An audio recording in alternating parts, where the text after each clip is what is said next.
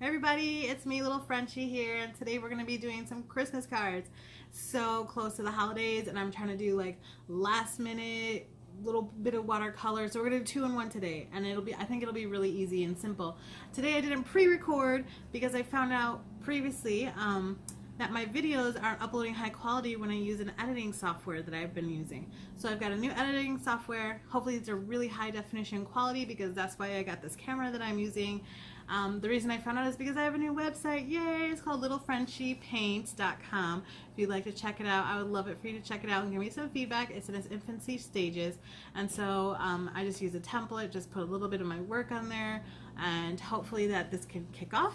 So these are the paintings we're going to do. They're really simple, really easy, but I've decided I'm going to send these out just because it's kind of fun to get a little bit of something cute in the mail, and so I got to get this done, and then I'll do my Christmas cards and send them out. So I'm just going to go over the supply list, and I haven't painted this yet, but I have like a good feeling because I practiced how we're going to do this. And so we have 3 paint brushes. We've got the 2 rounds, which is the number 8, which you see here in the center, and number 4. If I can, I think I've used it so much I wore off. Oh, it's on this side. A number 4 round, and then I've got the rigger, which is a size 3 rigger, which is like this really bent a little bit, but a really long brush, and it makes really great lines, really easy and really thin and beautiful, and it's going to work really well when you do some sort of evergreens. Now the colors that I'm using, feel free to use whatever colors you want. These are like my standbys, but everybody has their colors, and they don't have to be exactly to mine. I'm not going to pre-make any greens today, and that's okay. And I feel like if you're going to have some greens in your paints, that a sap green, which is a really like a light green, and Hooker's green dark are good to have in your paint palette for the times that you don't feel like making a certain green. So these are the 2 that we're going to be using today for the evergreen. Of course, for the red bulbs, I'm going to be doing the Quincadore Rose. The yellow is going to be the new Gamboge, and I'm going to actually use my Cobalt Blue, which is a brighter blue than the French ultramarine blue, to do the other bulb. In this one, you see how there's 3. Now, this is kind of cartoonish with the way I did the white, and I think the ones that we're going to do in the video, I'm not going to put that there, not be quite as so severe like this. So we'll just play and see what happens. The last color that I have is burnt umber, and the only reason we have this is to mix it with the blue to make the black for the little ties and for part of the ornament. So I'm going to pause this, get set up, and then we're going to paint, because usually I do it the other way around. I paint, let you know what I did, say my supply list. We're going to try this and see how it works. So I'll see you in a few seconds. Every single day I'm gonna make something great. That's my way. Every single day I'm gonna make something great. That's my way.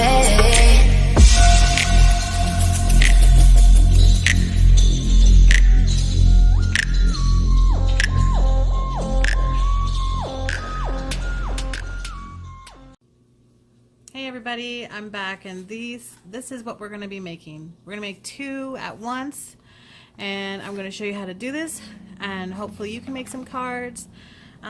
What I'm going to use for the main bulb is some tape. As you can see, I didn't tape all around the edges. I just kind of taped on the sides here just to kind of keep it down. Normally when I paint stuff like this, I don't tape it out at all, but since I'm recording a video, I don't want it flying over in the middle of the video and having to restart. So I'm just going to do a line around for my Christmas bulb. Now I'm going to go up kind of at an angle. Now this might look funny for you over in internet land, YouTube land, wherever you're at, just because I'm coming from the side here. It's not right in front of me, and so it might be a little bit more difficult for me to see, and so I apologize. So I'm going to come in here, and as you can see, I just went like a curve one side and a curve on the other, and then I made half circle, almost like an almond shape, and then I added like a little loop, and then we're going to come in here just for some guidelines, and we're going to do 1, 2, 3, And then we're going to come over here and do this one, and we're going to have 3 bulbs. And I have this little cap, kind of like from like just a container, and you could put it down wherever you like. So I'm going to have the blue one, and you can do whatever color bulbs you want. I'm going to put this first one down here, and I'm doing the lines kind of heavier than normally I would like to do them. I don't want the lines to show in this one too well, and so just make sure that when you're doing it that it's not too heavy. I'm going to put the next one over to the side here, but a little bit above where we just did this one. And I'm going to come in and do another circle for a guide. That's good to have guides if you're terrible at drawing circles like me. I'm really bad at it. And then I'm going to put another one over here, and you see how it overlaps a little bit? That's what I want. And then I'm going to come over here and draw another line, draw a circle around this little circle template. You see, I'm even bad at doing circles when I have a template. Alright, and I'm going to go in here and I figure out which one do I want to be in the forefront, which one in the background. This is the one I want in the background, so I'm just going to erase this line right here on my paper, and then I'm going to go in and kind of do the same thing. So we're going to kind of go up, and then like an almond shape here, and then almost like a little bulb. We're going to do another one over here. See, and this one's off a little bit, so I'm going to fix this. It'll drive me crazy if I don't. And sometimes that happens when you're doing art. You gotta like stop and rework it because you don't like the way something's looking, and that's totally acceptable. So I just did kind of like up and an almond shape, and then I went in and put the bows in. It's just to give like a rough guideline. So we're gonna have one down here, another branch over here, and then another one coming over here. Now, you've probably heard me say this several times. I love the rule of 3. It does something for me. And you see, it's kind of rough when you're painting. Sometimes you just go in and you're like, I don't like the way that looks. And I wanted this to be a little bit wider and higher, and kind of do an almond shape. And 1, 2. Now these are just guidelines to help you paint. Mine are dark for you to see in this video. I found that when you do watercolor and you try to erase after you actually put watercolor on there, it doesn't work very well. So I'm just letting you know, if you paint and then want to uplift the actual pencil, it's kind of hard once the watercolor gets in there. So what I'm going to start out with is my round number 8 brush, and because we're going to just do some really big, just do the big pieces. So I like to start from light to dark, because that's how watercolor works, is you always go light to dark when it comes to watercolor. And I'm going to start with my yellow, and I'm using my number 8 brush, and I'm going to go in here, and you use whatever yellow you want.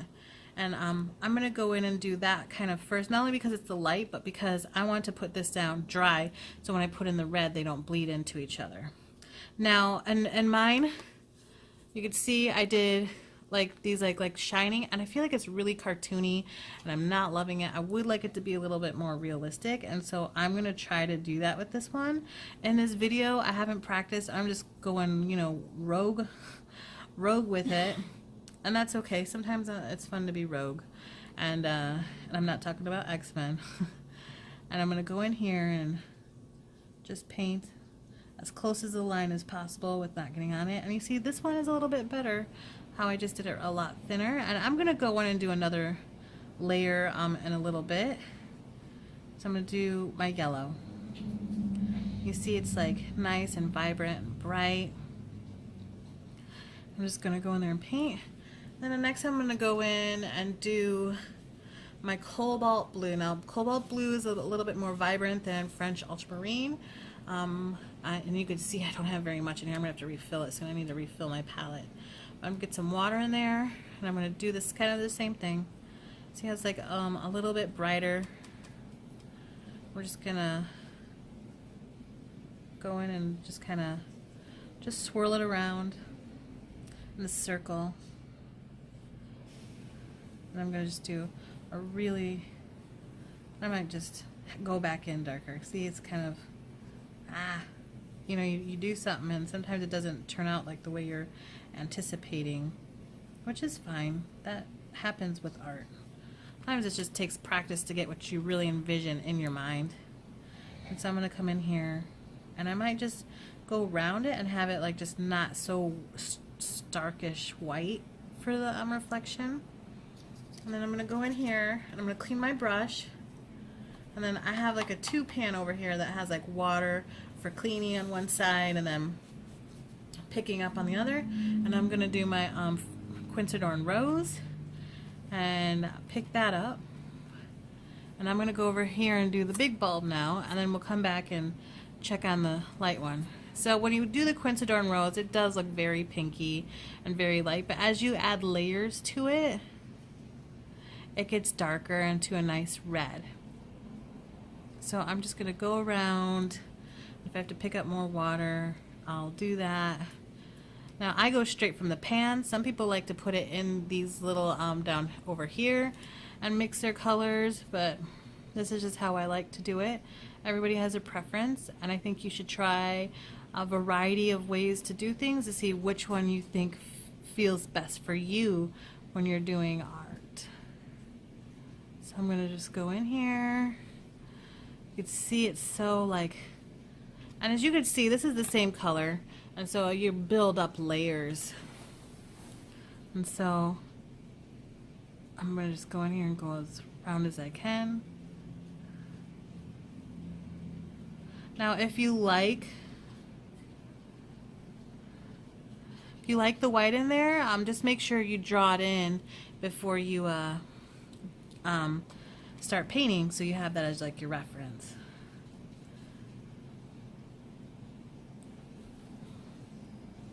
I'm just gonna go in, and I can feel. Do you see when you don't tape it down? It kind of bubbles up, and you can see it's just moving to the side, which is kind of fun because I use pretty much heavy water in that one. And that's kind of like why I like watercolor. I like how it has its own. It just does what it wants to do. And sometimes, no matter how hard you try to control it, you just can't. Oh, see the yellow? This is what happens when you don't let your paints next door to what you're painting dry completely. Do you see how it just went into my red here? What I'm gonna do is I'm just gonna let it be. This is gonna be a little bit of a yellow red, and I'll just come in here, and as it dries, we'll add more layers. You see how it just bleeds into each other? And if you like that, maybe you like that. Maybe it's like the yellow is shining off the red. Whatever it is you want. You mean, use your imagination. It, you know, it doesn't really do what you feel comfortable with doing.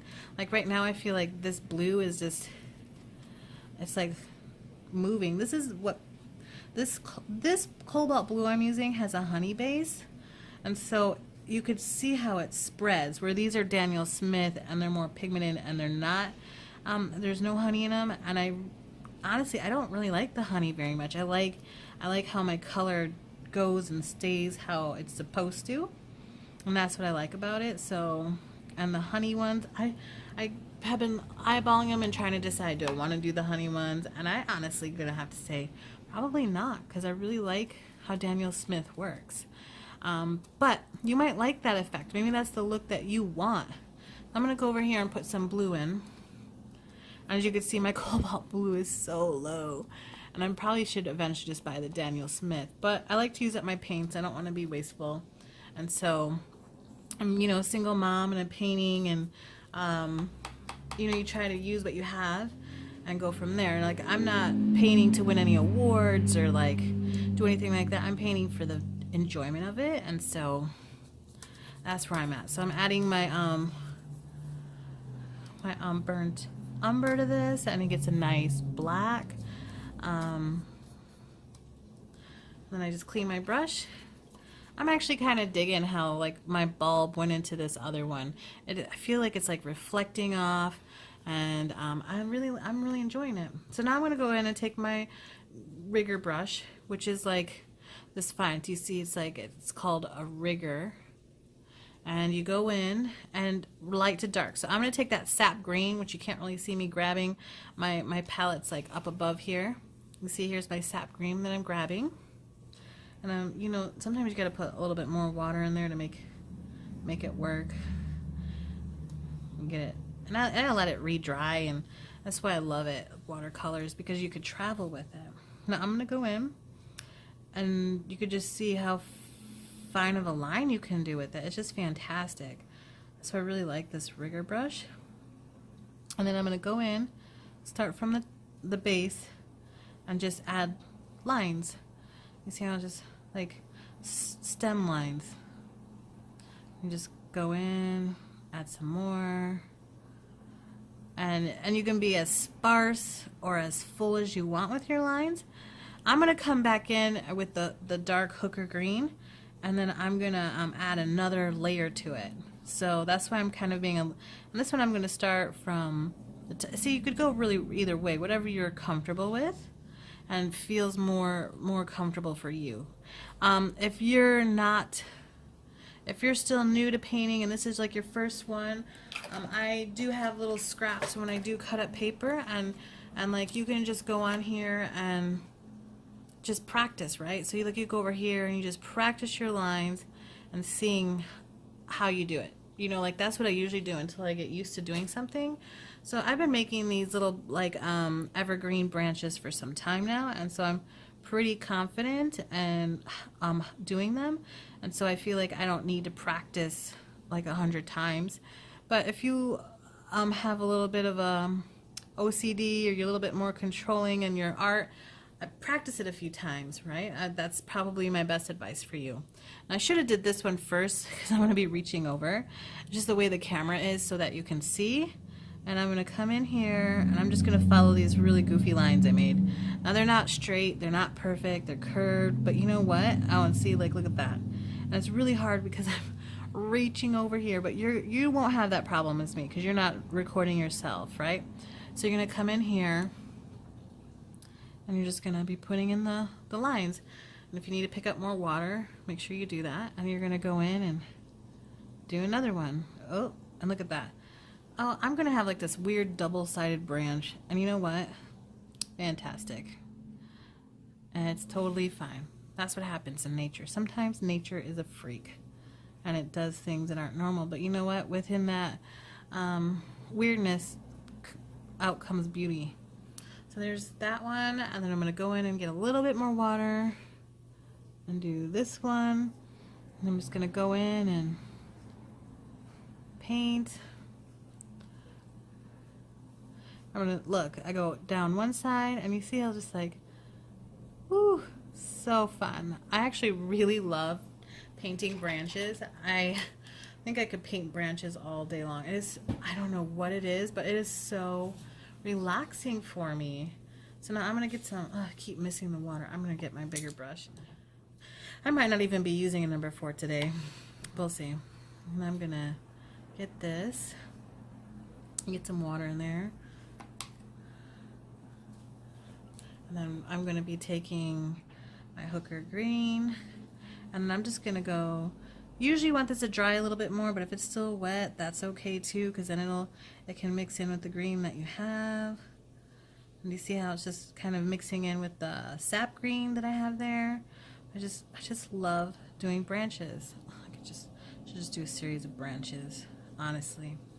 I live in the Pacific Northwest where like there are evergreen, this is the evergreen state, and so there's like branches everywhere, like evergreens. And when I first came here, because I grew up in the Midwest, I literally was shocked at how tall the evergreen trees were, and how I was just like, wow. That's like literally what I thought. It was like I've never seen trees so tall in my life. And it was just a beautiful, amazing thing for me to experience when I first came out here. When you don't see trees like that, like it's really flat where I grew up, you tend to be amazed by things that you're not used to. And so there's my green branches. You know, you can see that this is just like a really simple, quick thing to do. Like, I feel like any beginner could do these and be good with it. Now, I'm just showing you how I do it because I really want people to be able to have confidence and be like, hey, I can paint, and I feel like for me, I actually do watercolors to relax. Sometimes, you know, my job can be stressful, and honestly, it's just a way for me to feel like, you know, just not think about things. Just watching the paint go across the paper and just really enjoying it. So I'm gonna go in, and you see, like, I didn't line up exactly, and you know, that's okay. And I'm just going in here and just adding layers to it to make it my branches a little bit more full. Now, I can see that this is still kind of wet, especially like my blue. The blue takes a little bit longer than the Daniel Smith to dry. So this is dry. So I'm going to add another layer of colors on here. Well, and I'm going to take the yellow and I'm going to have it a little bit more darker over here. And then I'm going to go in and have it just, whoops. And this is what happens when you do art sometimes. Let me just go in and lift it. And that's totally a-okay. And I'm just going to go in and just make it a little bit more vibrant. And you see, I'm just kind of swirling it because this is a bulb, and I just want a swirly sort of feeling. Now, I'm not even going to worry about how that color bled into there. You know what? I'm a-okay with that. I'm going to go get some more cobalt. Now, obviously, I need to refill my pan. And I'm just going to put some more color over here. And then just, and up above. You see, I'm like, let's say you wanted that white. Like, I'm feeling like I want that white. I'm going to take my paper and twist it so it gets a nice line. And then I'm going to take that and just go plop. Do you see? It's almost like, there we go. I like that better. Do you see how like easy it is to like change something that you're unhappy with? That's what a great thing about watercolor. I'm going to get my red. I'm cleaning off my brush and getting my Quincadore Rose, and you see how like as you add layer upon layer to this red, it gets to be like this beautiful hue of red. Honestly, it's just fantastic. And like, let's say instead of having like that harsh line, because it is a round bulb, and then took a little bit off him. You can always do the same thing what I did, and just like kind of like I'm doing like a circle motion. That's not right. All right, let's try that again. I want it more right here. You see where I put that? And you just take a paper towel, and you could just kind of wad it up into like a tip. You could also use a Q-tip too. That would work. And just have it, and then the yellow will go over here. Maybe next time I'll play around with Q-tips to get that glow.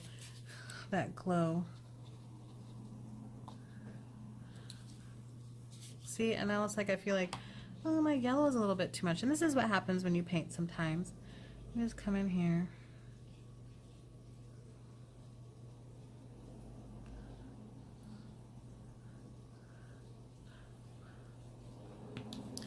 I'm going to do the same thing over here. See, it's still kind of wet.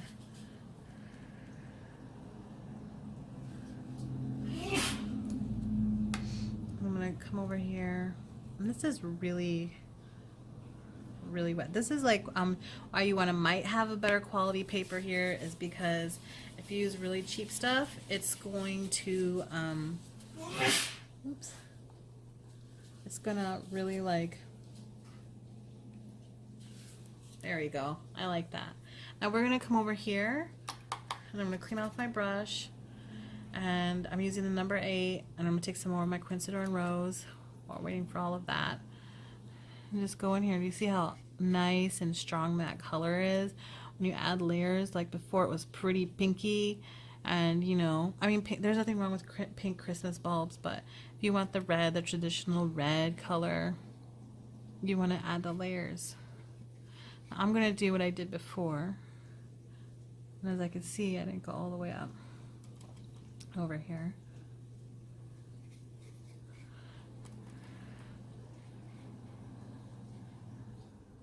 And I'm just gonna add several layers, layer upon layer, and then I'm gonna take this, kind of wrap it around my finger.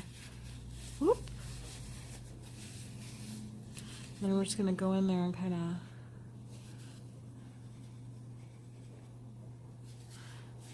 that's kind of funny. I'm gonna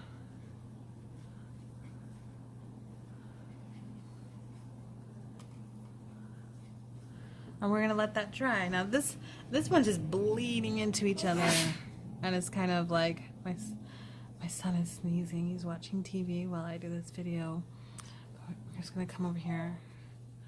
And sometimes when you're doing art, this is what happens. Like, it doesn't come out.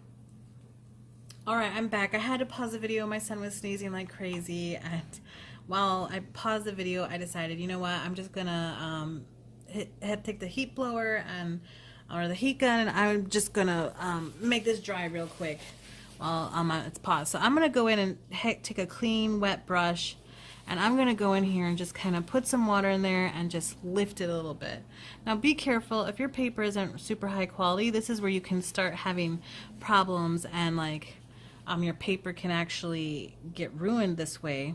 So I'm just going in there, adding a little bit of a dab, and you could see it when I was drying it, it kind of like ran into each other, and you know, this is totally fine. Sometimes that happens.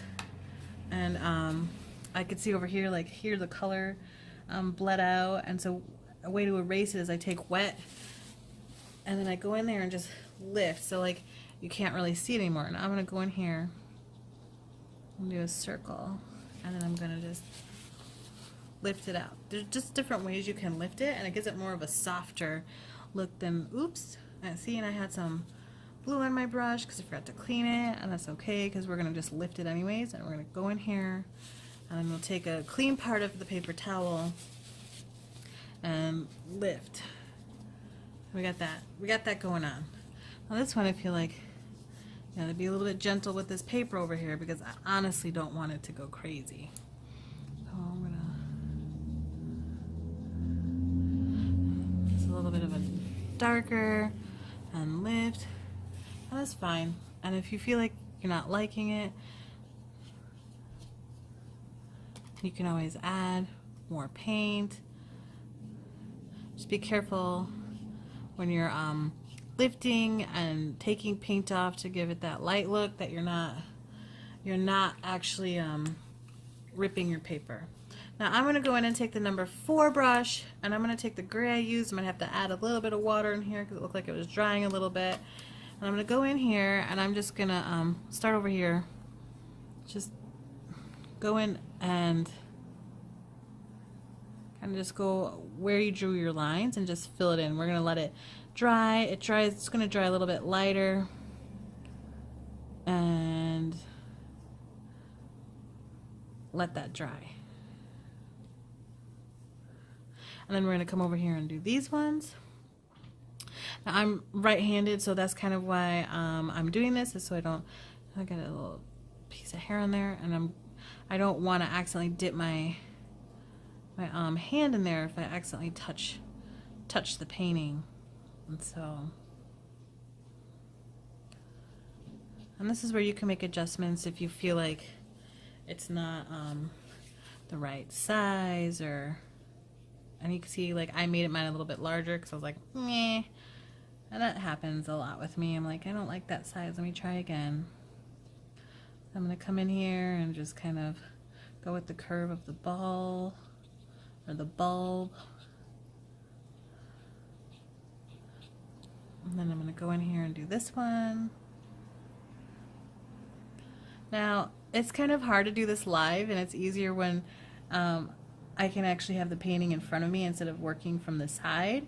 And you know, you don't have to go as quick as me. I'm trying to make this video as quick as possible for you to be able to see what's going on. And so I'm going to take those, and I'm going to take the heat gun real quick and dry them, and then we're just going to add a little bit of layering to them. So the heat gun's great to use. I can't stress it enough. If you have no patience like me, and you want like instant, immediate results, please get one of these, because this will help dry your stuff pretty quickly instead of waiting for it to dry by hand. So I'm going to take a little bit more, and then I'm just going to kind of go in down here and then add a few lines. Now this is a good time to use the rigger brush too. The rigger brush will help make finer lines if that's what you're going for, and that's kind of where it's at. You see how sometimes it's kind of thick, and I'm not switching brushes, and I probably should kind of show you. So I'll switch it. I'm gonna use the rigger brush now, show you how different it can look.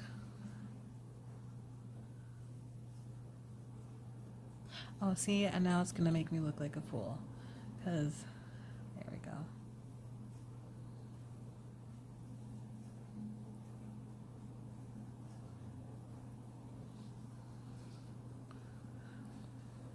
And I'm gonna do this one over here, and see, I did it backwards. And I'm gonna come over here.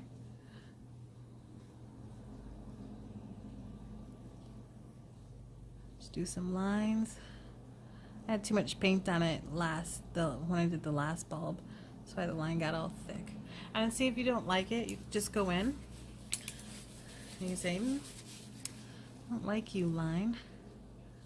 Have clean, and there you go. It's almost like fresh, and then you can let it dry and you can start again. So just make sure, like when you're picking up paint, that it's not too heavy, and then you just do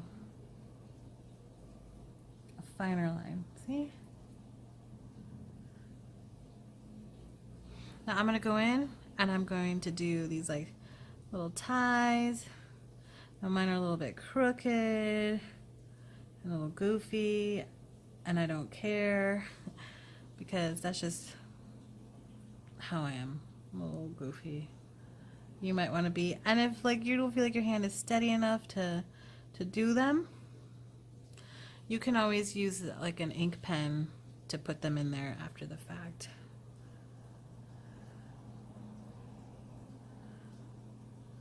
And then tie it up to that, and then we're gonna go over here and do this last one. Hopefully I don't, oops, my brush got kind of spread out there for a second. Go over here.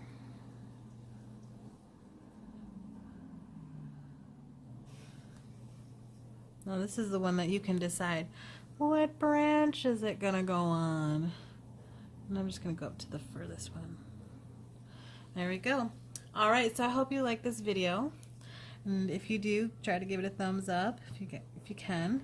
And as you can see, you don't have to make yours bleeding like mine, but sometimes it's just fun to see them kind of reflecting on each other. And I hope you have a happy holidays. I should be doing one more video before the actual holidays, and try to do it before Christmas happens. And I hope you enjoy this video. If you like it, give me some thumbs up, and happy painting, everyone. Bye.